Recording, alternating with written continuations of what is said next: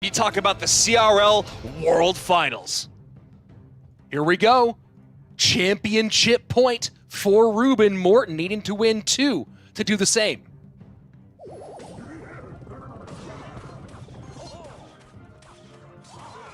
I'm just going to watch this one, okay? You got this. Yeah, that's fine. You go ahead and do whatever you want. I'm going to watch it too.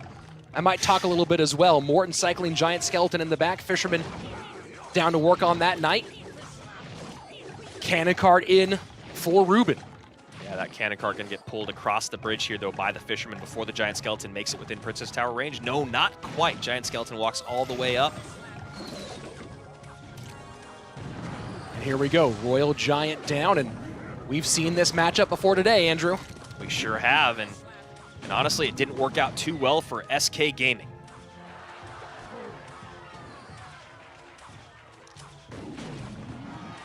Sam had a really difficult time getting that Royal Giant on the tower. And missed a couple of mortar pickups as well, so very curious to see what he does in this situation. Again, has to make sure he has the proper counters for the graveyard when it comes in on top of that. And you saw that right there, even from Morten. That's a slight misplay from him. That bar barrel coming out a second early, not taking off all 3 of those Spear Goblins, allowing only 1 hit instead of 2. It's not that big of a deal, but it is something that is a bit uncharacteristic from Morten. Bar barrel in on the Giant Skeleton. Cannon cart trying to get through, but that Fisherman will keep it off its wheels. And that's a good Royal Giant. Yeah, this is one of the things you talked about in the matchup that didn't really work out for Samrich, is using that Royal Giant to get on top of that mortar. And this time he does exactly that. Gets a couple shots out of it. Yeah, 2 big-time shots. 1867 on the right-hand side on Ruben's lower tower.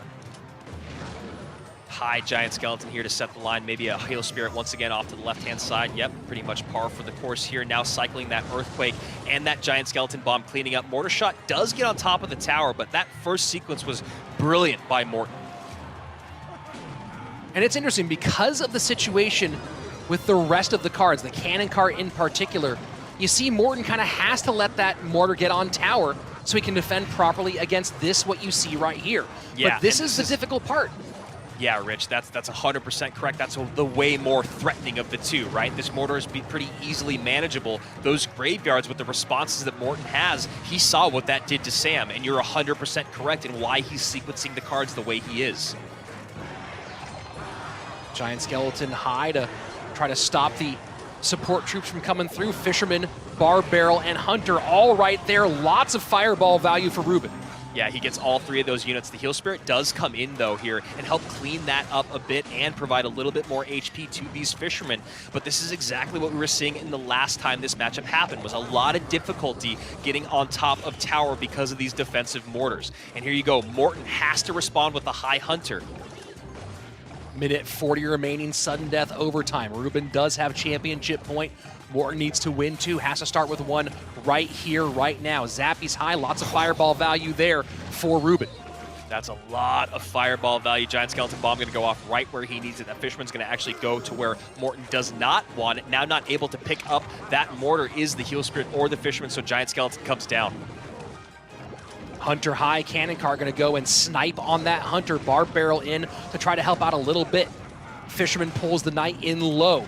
Minute 7 left right now. Ruben with the lead, and he's going to put a little more pressure on right here. Yeah, that's a lot of pressure. That mortar is going to connect on the tower as well. That Giant Skeleton too close. Morten watching this slip between his fingers. Queso maybe going to pull off the greatest comeback in the history of Clash Royale, but still 959 HP standing in the way. Second Giant Skeleton down. Morten just going crazy at the bridge. Bar Barrel there as well. Has to still play defense against the graveyard. 36 seconds left. Giant Skeleton deep in enemy territory. Not going to get away from that cannon cart. And here you go, Royal Giant. This might be the last opportunity for Morten to keep SK Gaming alive. Bomb not going to go off to clean up that cannon cart, so the Royal Giant staying right up high, not getting any shots in. Mortar plus cannon cart there to distract the Royal Giant. Fireball in on top of that Hunter. 251 HP. Ruben is looking like he's going to be the next World Championship.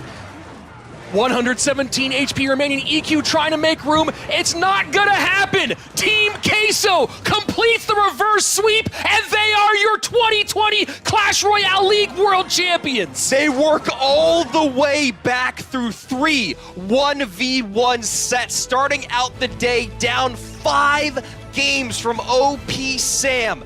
IMJP, world on his shoulders, keeping Queso alive, pushes them to the 5th and final set. And you talk about one man that you want out there to bring home that win, Ruben does it again.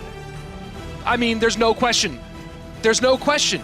Ruben is the greatest player on the planet, bar none, hands down. This is the stuff legends are made of. There was no way Team Queso was coming back, and they proved everybody wrong. World champions for Team Queso. Unbelievable. After getting swept in King of the Hill, they go 6-3 in games over 3 1v1 sets. Kuchiku